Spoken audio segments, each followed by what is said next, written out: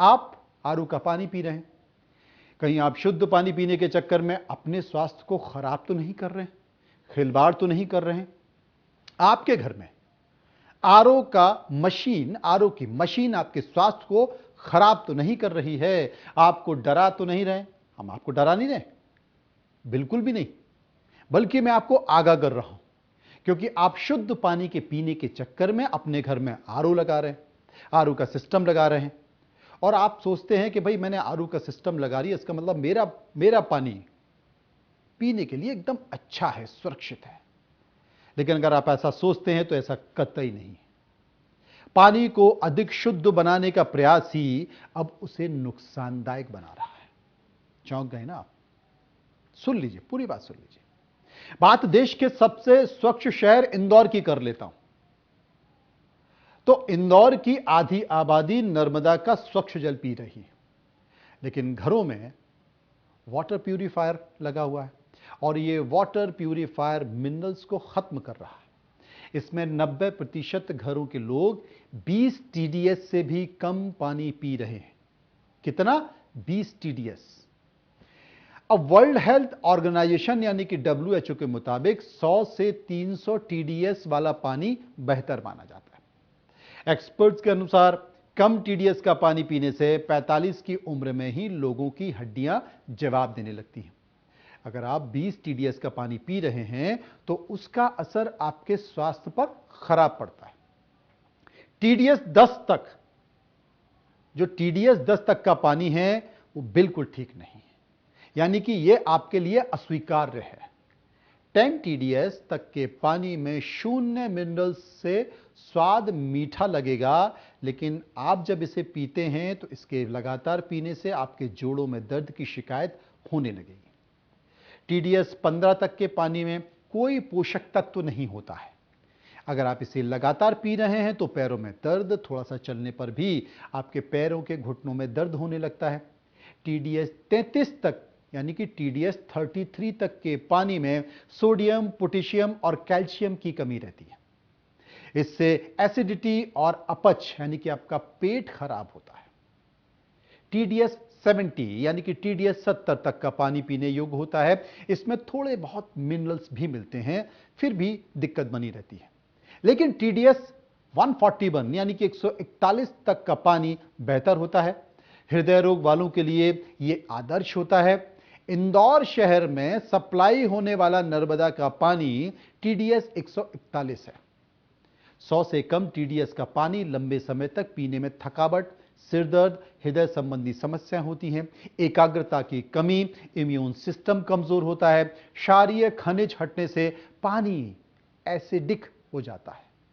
और जब एसिडिक पानी होता है तो क्या होता है, मैं कहूंगा तो आप मानेंगे नहीं, लेकिन जो एक्सपर्ट हैं उनकी बात सुनिए कि जब पानी क्षारीय होता है, जिसमें खनिज हटने से एसिडिक हो जाता है, और वो आप पी रहे हैं, तो उसका आपके स्वास्थ्य पर क्या असर पड़ता है, सुनिए।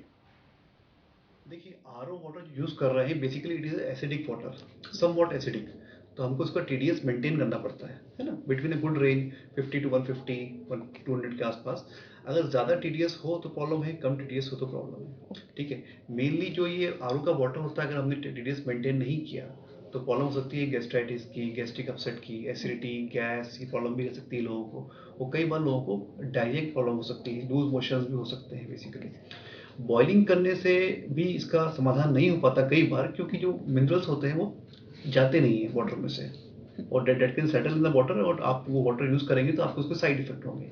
लॉन्ग टर्म अगर यूज कर रहे हैं आप आरओ वाटर जिसका कि टीडीएस रेंज में नहीं है, वो लॉन्ग टर्म में किडनी को भी नुकसान पहुंचा सकता है। कि कैंसर के लिए तो चांसेस नहीं है एज सच कि इस तरह की बीमारियां होंगी, बट जरूर ये है कि इन फ्यूचर अगर आपकी किडनी डैमेज हो रही है या लीवर पे हम उसका हार्मफुल इफेक्ट हो रहे हैं, तो संभावना को इनकार नहीं किया जा सकता। प्रिकॉशन हमको ये यूज करना चाहिए, रेगुलर आपके घर में जो आरओ लगा हुआ है उसका हमको रेगुलर आपको टीडीएस चेक करते रहना चाहिए, टीडीएस को मेंटेन करना चाहिए, उसका फिल्टर जो आरओ का वो लोग बोलते हैं चेंज करने का, रेगुलर आपको चेंज करते रहना चाहिए। देखिए, हम लोग जो इस संदर्भ में बात करते हैं कि कभी भी कोई भी पानी हम जो पी रहे हैं, अगर हम पुरानी ज़माने की बात करें तो हम लोगों ने तो स्कूल के टाइम में कभी ये सोचकर पानी नहीं पिया कि कहाँ से पी रहे हैं। क्रिकेट खेलते थे, फुटबॉल खेलते थे, हाथ गंदे भी होते थे, उसी से एक ग्लास वगैरह डिस्पोजेबल नहीं होते थे, और हमने कहीं से भी पानी पिया होता था, एंड समहाउ उससे इम्यूनिटी बनती थी और बढ़ते जाते थे।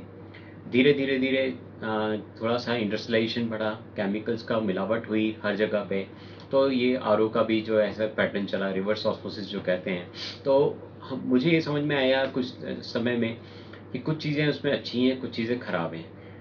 ख़राब चीज़ों में अगर बोलें तो इसमें बहुत सारे मिनरल्स जैसे होते हैं वो आरओ की रिवर्स प्रोसेस में चले जाते हैं।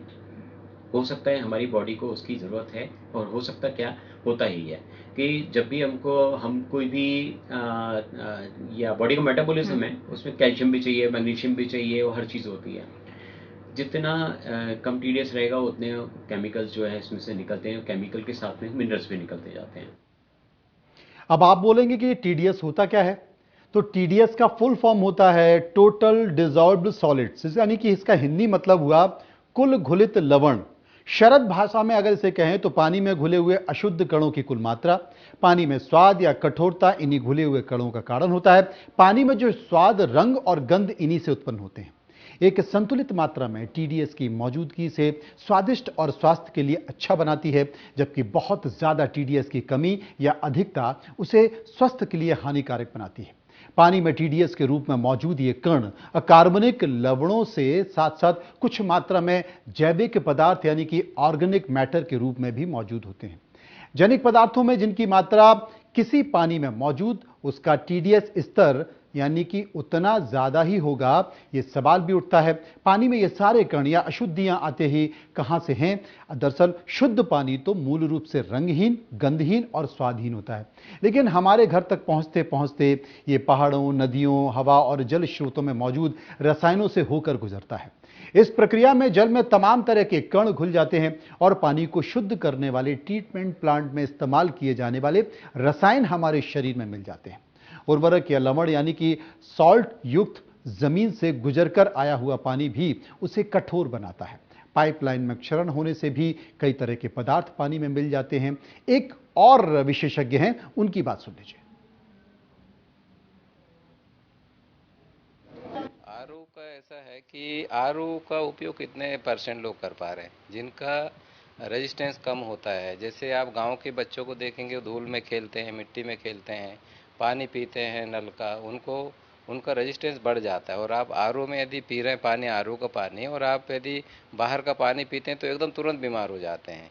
तो इसलिए शरीर को ऐसा रखना चाहिए कि आदमी बाहर का भी पानी पी सके। कुछ समझदार जो अच्छे पढ़े लिखे लोग हैं वो इस चीज़ों को समझते हैं और अपने बच्चों को इनकी आदत डालते हैं। जो हम लोग मतलब आरओ का पानी मतलब वो लोग पीते हैं जो अफोर्ड कर सकते हैं, परंतु इससे व्यक्ति का रेजिस्टेंस भी कम होता है और डायरेक्ट मतलब इससे बीमारियां भी लग जाती हैं, इसलिए उनका रेजिस्टेंस कम होता है।